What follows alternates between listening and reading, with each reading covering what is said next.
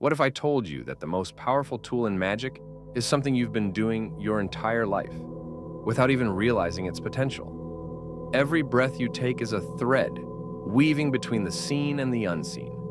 It is the silent chant that begins before birth and continues until the moment your spirit leaves the body. Yet in the world of modern spirituality, breath has been reduced to relaxation techniques, stripped of its ancient dignity, its sacred potency, its hidden role in the workings of high magic. But the mystics knew. To them, breath was more than oxygen. It was spiritus, the Latin word that means both breath and spirit.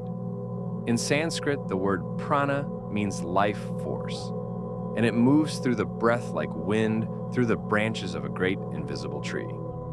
In Egyptian temples, initiates were trained to breathe as the gods breathed, using sacred rhythms to awaken dormant powers. And in Hermetic schools, breath was the first key given to those who dared seek mastery over reality itself.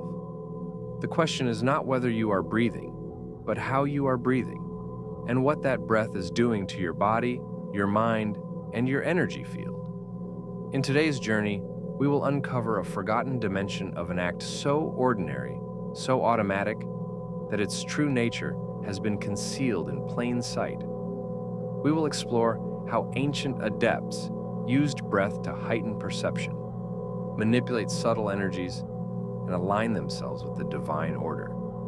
We will examine teachings passed down in secret, hidden in yogic texts, Kabbalistic formulas, and Hermetic rituals. And most importantly, we will learn how to begin practicing this forgotten art, not just as a technique, but as a sacred act of power. Because when breath becomes conscious, it becomes magical. And when it becomes magical, reality begins to bend. In the shadowed halls of forgotten temples before the age of machines and electric lights, there were those who understood something modern science is only beginning to rediscover. That the breath is not merely a physiological process, it is a conduit of power, a living thread between the soul and the cosmos. In nearly every esoteric tradition across time and culture, breath holds a sacred place. The ancients did not take it for granted. They revered it, studied it, and mastered it. Let us begin with the Egyptians. To the priesthood of Kemet, breath was known as Ankh, the breath of life. It was symbolized by the Ankh itself, which did not merely represent life as a static state, but the continual renewal of vitality through breath. In ritual, initiates were taught specific breathing techniques to receive the breath of the gods, a way to attune the body with divine frequencies. This wasn't metaphor. It was technology, spiritual technology. Rhythmic breathing synchronized with sacred chants and geometries was used to unlock altered states of consciousness. In the East, we find an even more elaborate science, pranayama. The yogic masters of India did not consider breath to be air alone, but the vehicle of prana, the life force that permeates all things. By controlling the breath, they claimed, one could control the movement of prana through the nadis, the energetic channels of the body. The breath, then, was the steering wheel of the soul, directing one's spiritual vehicle through realms seen and unseen. The Taoists of China developed similar practices in Qigong and Neidan, inner alchemy. Through breath, they cultivated qi, harmonizing with the flow of the Tao, the way. They believed that improper breathing led to dis-ease, misfortune, and spiritual fragmentation, while correct breathing aligned a person with the rhythms of heaven and earth. Even in the Western esoteric traditions, such as Hermeticism and the Kabbalah, we find breath treated not just as essential, but elemental. Consider the Hebrew word ruach, which means both spirit and wind. In Genesis, it is said that God breathed into man the breath of life, nishmat chayim, and man became a living soul. In the Kabbalistic tree of life, the breath moves between the Sephiroth as a carrier of divine light, bridging heaven and earth. And in Hermeticism, the backbone of much Western occult thought. Breath was understood to be the interface between the microcosm and macrocosm. As above, so below. As within, so without. The breath is the inner movement that mirrors the outer cosmos. In Hermetic ritual, controlled breath is used to anchor intention, focus vibration, and give form to otherwise formless forces. Alchemists, too, understood its value. Though they often spoke in symbols and veiled language, many references to the purification of air and the refinement of winds can be interpreted as subtle nods to breathwork, refining the soul through the discipline of controlled respiration. But what links all these traditions is this: breath was never seen as just breath. It was a key, the first and most essential key, because without it, no spell, no meditation, no ritual had power. Breath was the engine of transformation. And somehow, over time, we forgot this. In our modern age, we speak of energy, we speak of frequency, we even speak of manifestation. But how often do we return to the one force that activates all of these? The mystics would have smiled, perhaps sadly, at our oversight. They knew what we are beginning to remember. Breath is the bridge between matter and spirit, between thought and manifestation, between self and source. And when it is mastered, the magician is no longer asking reality to change. To understand how breath becomes magic, we must shift our perception of what breath is. It is not merely the inhalation of air or the expansion of the lungs. It is a rhythm, a current, a vibrational force that moves between dimensions. In the occult sciences, breath is considered one of the primordial elements of creation. It is movement itself, and all of magic at its core is about movement, of energy, of intention, of will. Let us begin with a fundamental principle found in Hermeticism. All is vibration. Every thought you have, every word you speak, every symbol you trace in a ritual, it all vibrates. And vibration is carried by breath. Breath, then, is not only the carrier of energy, it is the modulator. It shapes the frequency of your inner world and, by extension, your outer world. Imagine a sculptor, chisel in hand, shaping stone. Now imagine that same sculptor using breath as the chisel and reality itself as the stone. This is the subtle art of breath in magic. In many magical systems, controlled breathing is used to alter consciousness. This isn't just about calming the mind. This is about stepping through the veil. By shifting the rhythm of your breath, you shift your brain waves. Slow, deep breathing moves you from beta waves, the frequency of ordinary, waking consciousness, into alpha and theta, the doorways to trance, vision, and revelation. But the mystics went further. They believed that different patterns of breathing could be used to activate different parts of the energy body, much like playing different keys on a spiritual instrument. Some breath rhythms were designed to awaken the solar plexus, the seat of will. Others to stimulate the third eye, the center of vision. Still others to open the heart, the gateway of divine communion. In ancient grimoires, we find cryptic references to breath of fire, breath of silence, or the breath that opens the gate.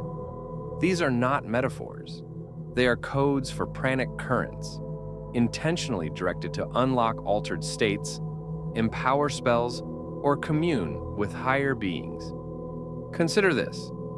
In many traditional magical operations, whether it's casting a circle, invoking a spirit, or charging a talisman, the breath is always there. It may not be explicitly mentioned, but it is felt. The mage inhales deeply before the invocation. The chant is exhaled with power. The intention is cast with a breath that moves through word and will alike. Some traditions take it even deeper. In Tibetan Buddhism, for instance, the practice of tummo uses breath to ignite an inner fire, called inner heat, to transform the body and mind. This is not symbolic fire. Practitioners have demonstrated the ability to dry wet blankets on their bare skin in freezing temperatures using this technique. But what's more important than the outer demonstration is the inner transmutation. Breath becomes a forge, and the self becomes the metal being refined. Now let's return to Hermeticism. In high ceremonial magic, a fundamental act is vibrating sacred names. YHVH, Adonai, Eheh. But what gives these vibrations power? Breath. The magician doesn't just speak the word, they breathe it into being, letting the air from the lungs become the wind through which divine names ripple through the fabric of reality. Breath is what makes the spoken word live. This is why breath is always the beginning of initiation. Before the novice touches a wand or robe or sigil, they are taught to breathe, because the breath is the wand of the soul, the first instrument of magic. And if that wand is uncontrolled, the spell will falter. To wield breath in magic is to understand that each inhalation is a drawing in of potential, and each exhalation is a casting of intent. You inhale the subtle forces of the cosmos. You exhale your will into form. This is the hidden current behind ritual. It is why breath is silent in the texts, but central in the act. Because some secrets are too sacred for ink, but not too sacred for air. We've spoken of breath as a carrier of vibration, a tool to shape consciousness, a wand wielded by the soul. But now we venture deeper into the alchemical dimension of breath. Because to the adept, breath is not only a force, it is a transformer, a purifier, and a gatekeeper between worlds. Let us begin with a mystery known to many mystics, yet spoken by few. Breath is memory.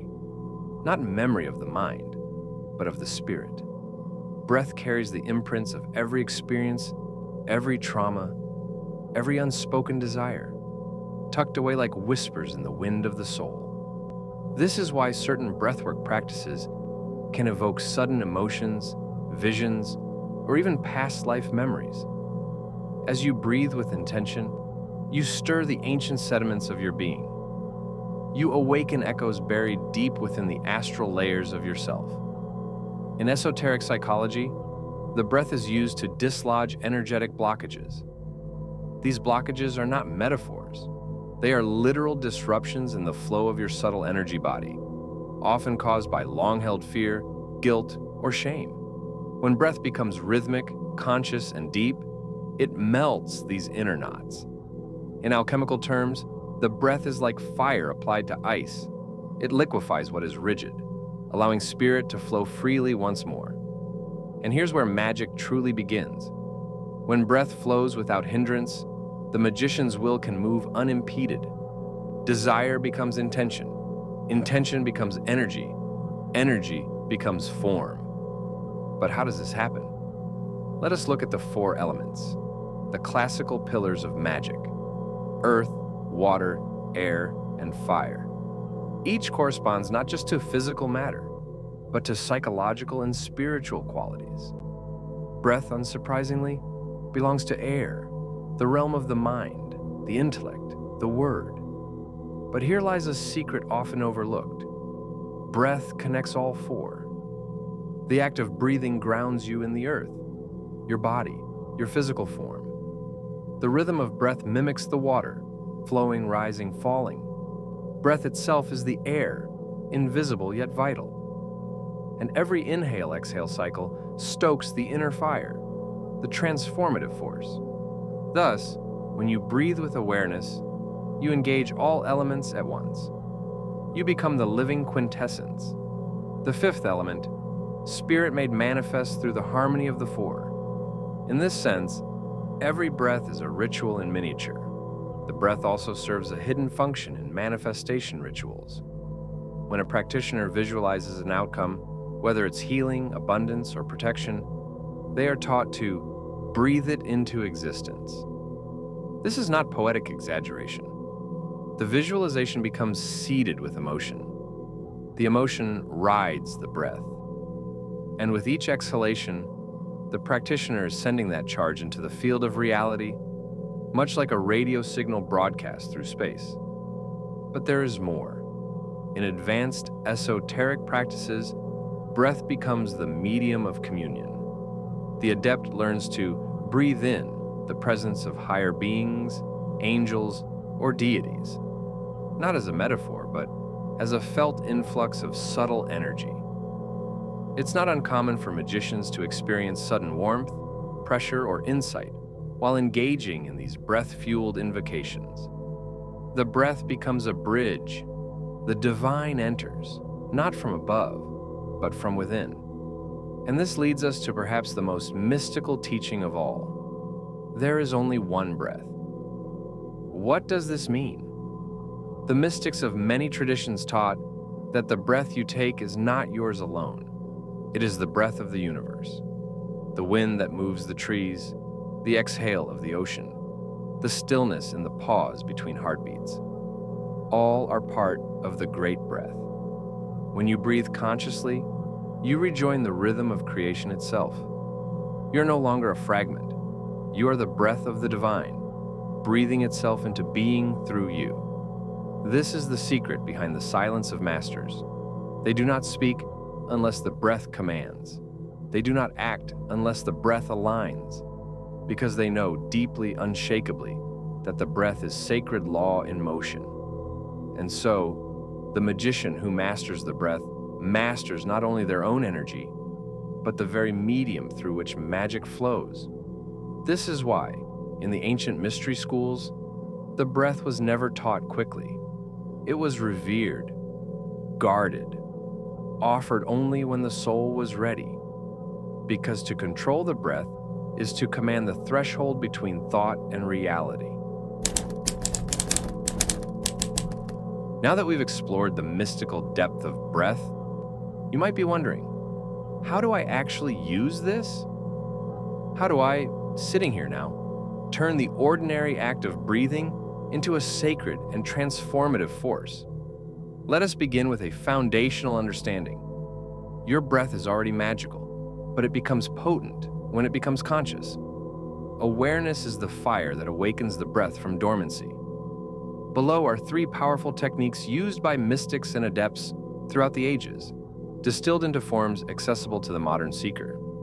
These are not casual breathing exercises.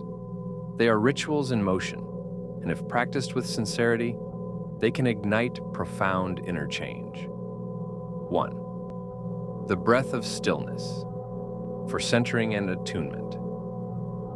This technique is drawn from Hermetic and yogic roots. It is used to still the chaos of the mind and bring the practitioner into harmony with the subtle realms. How to practice. Sit comfortably with your spine erect. Inhale slowly through the nose for a count of 4. Hold your breath for a count of 4. Exhale slowly through the mouth for a count of 4. Hold the exhale, no breath in the lungs, for a count of 4. Repeat this cycle 7 times. What it does. This is known as square breathing, but when performed in silence with full presence, it becomes a ritual of the 4 elements and the 4 directions.